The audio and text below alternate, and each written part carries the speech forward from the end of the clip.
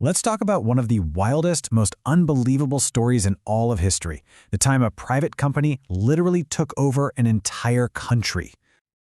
Okay, so picture this. It all starts with a single private corporation. What we'd call a joint stock company today, with shareholders and a board of directors. And get this company wasn't run out of some grand palace or a massive government building. Nope, it was all managed from a surprisingly tiny office on a side street in London. And yet, from that little office, this one company managed to conquer the entire subcontinent of India, home to hundreds of millions of people. So the big question, the one we're going to unpack today, is how on earth did they pull that off? All right, let's get into it. For its first 100 years or so, the English East India Company, people called it John Company, was basically just a super rich trading firm. They were powerful for sure, but they were kept in their place by the mighty Mughal Empire. Their business model was supposed to be trade, not conquest. So what changed? Well, the opportunity didn't come from the company's strength. It actually came from India's own internal struggles. The entire political map of the subcontinent was about to shatter into a million pieces. And what's just wild is how fast this all went down. In 1707, the long-reigning emperor Aurangzeb dies, and he leaves the Mughal Empire completely drained. Right away, powerful local governors, the Nawabs, start carving out their own little kingdoms. And then, boom, the Maratha Empire just explodes onto the scene, grabs the capital, and basically ends Mughal power for good. All of a sudden, India wasn't one empire anymore, it was a free-for-all of competing states. The perfect environment for a new power to make its move. But you gotta ask, right? How could a company, a business, go up against actual kings and their armies? Well, turns out John Company had a few tricks up its sleeve, starting with its very own private military.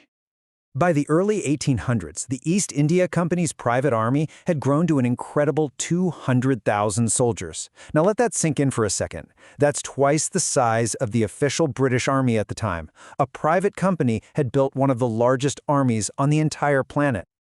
But here's the real kicker. The company could never get enough recruits from back home in Britain. So where did this massive army come from? Well, the vast majority were Indian soldiers, known as sepoys, recruited locally. They were armed, trained, and paid by a British company to fight for that company's bottom line. And this just perfectly captures the core irony of this whole thing, doesn't it? As historian Ian Barrow says, the company's Indian empire was basically conquered for a British corporation by an army of Indians. But an army, even a huge one, wasn't the whole story. The company's real superpower? It was money. Just endless piles of cash. With its network of investors and advanced banking, it could raise funds almost instantly. It could outspend, outbribe, and outlast any local kingdom, winning wars just by bleeding its enemies dry financially. Okay, so you've got an army and a ton of money.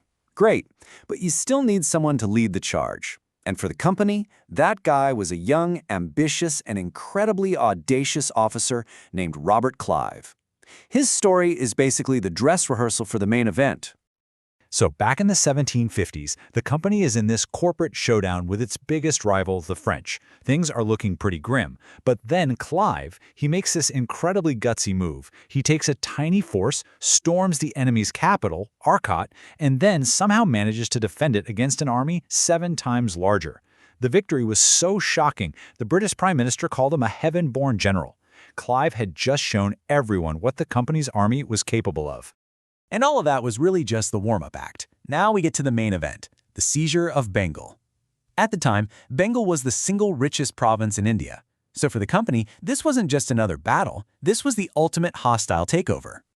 Now, you might have heard of the Battle of Plassey, but honestly, calling it a battle, well, that's a bit of a stretch. It was way more like a business deal, a shady financial transaction that was sealed with a bribe.